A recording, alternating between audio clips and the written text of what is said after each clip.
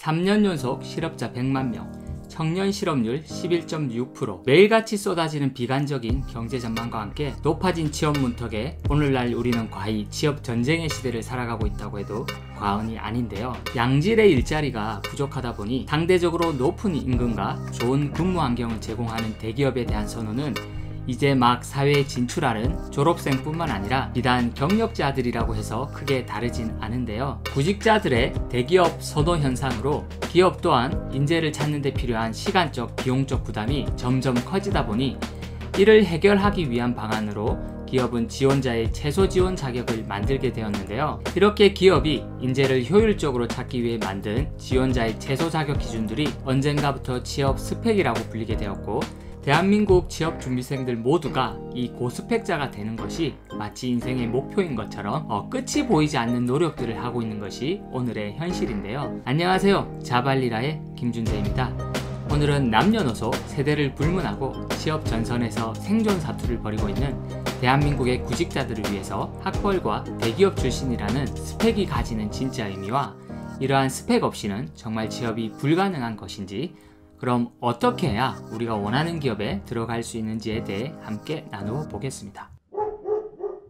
소위 말하는 좋은 대학과 특정 대기업 출신들이 취업이나 이직에 유리하다는 것은 이제 누구나 잘 알고 있는 사실인데요. 그렇다면 기업들은 왜 이렇게 좋은 대학과 특정 대기업 출신들을 선호할까요? 그건 바로 지원자들의 특별한 성공 경험이 기업의 성장에 큰 영향을 미칠 것이라는 기대감 때문인데요. 기업은 좋은 대학 출신들이 치열한 입시 경쟁을 뚫고 원하는 대학에 입학했다는 사실만으로도 그 사람의 학습 능력과 전략, 성실과 노력 등이 어느 정도 보증될 것이라는 믿음이 있고요. 또 이렇게 좋은 대학을 나와 대기업을 다녔던 사람들은 작은 기업에서의 경험할 수 없는 대기업의 시스템이나 성과가 또다시 회사에 큰 기여를 할 것이라는 기대감이 지속적으로 이어지기 때문인데요. 하지만 최근에는 이러한 스펙에 대한 기업들의 생각이 조금씩 변하고 있는데요.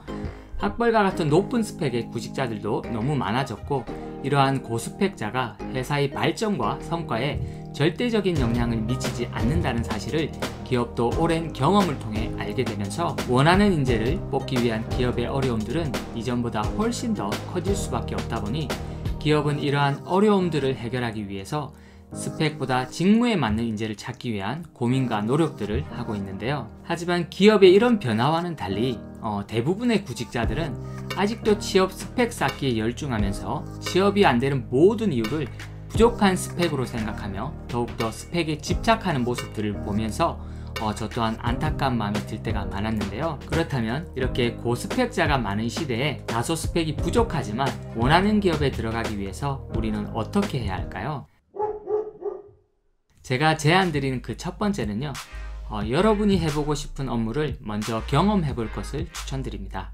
우리가 생각했던 업무와 회사에서의 일이 사실 본인과 잘 맞는지 아닌지도 알 수 없는 상황에서 너무 많은 시간과 비용을 지불한다는 건요, 그만큼 위험 부담 또한 커질 수밖에 없는데요. 우린 모두가 한 번에 좋은 스펙으로 원하는 회사를 들어간다는 건 사실 현실적으로도 불가능한 일이기 때문에 여러분이 남들보다 조금 스펙이 부족하다는 생각이 든다면 큰 회사이든 작은 회사이든 규모와 상관없이 먼저 여러분이 해보고 싶던 업무를 경험하면서 그때그때 업무에 필요한 역량들을 더 채워가는 전략을 세우셨으면 좋겠습니다. 사실 우리의 업무 경력이 쌓이기 시작하고 업무 핵심 역량이 드러나면 드러날수록 상대적으로 부족한 스펙을 업무 역량으로 보완할 수 있는 부분들이 많기 때문에 가보지도 않은 것을 위해 너무 많은 시간과 노력들을 준비만으로 사용하지는 않으셨으면 좋겠고요. 고스펙 시대에 내가 원하는 기업에서 일할 수 있는 또 다른 방법은 바로 다른 사람들과 다른 본인만의 차별화를 만드는 건데요. 많은 사람들이 취업에 유리하다고 생각하는 영어, 중국어와 같은 언어를 준비하고 있을 때 베트남어와 같은 남들이 잘하지 않는 소수 언어나 아니면 한때 인기가 많았던 언어인 일본어를 배워서 차별화를 만들 수도 있고요. 아니면 직무에 필요한 역량을 중심으로 자신만의 차별화를 준비해 볼 수도 있는데요. 예를 든다면 인사 직무에 지원하는 분이라면 통계학에 관한 이론과 데이터 분석 기술을 배우셔서 인적 관리 업무에 적용할 수 있는 실무 능력을, 마케터 업무에 지원하는 분이라면 최근 트렌드인 비디오 제작과 콘텐츠 유통 기술들을 익힌다든지, 아니면 이공계 엔지니어나 IT 개발 전공자들이라면 오히려 경영이나 마케팅 실무와 같은 사업적 측면의 차별화된 경험과 지식들을 보유할 수 있다면 막연한 스펙에 대한 부담이 줄어들 뿐만 아니라 남들과 다른 경쟁력으로 오히려 원하는 기업에서 일할 수 있는 기회들을 충분히 가질 수 있을 거라 생각합니다. 이 차별화된 역량을 가진 인재야말로 고스펙 시대에 기업이 가장 선호하는 인재 유형이고요.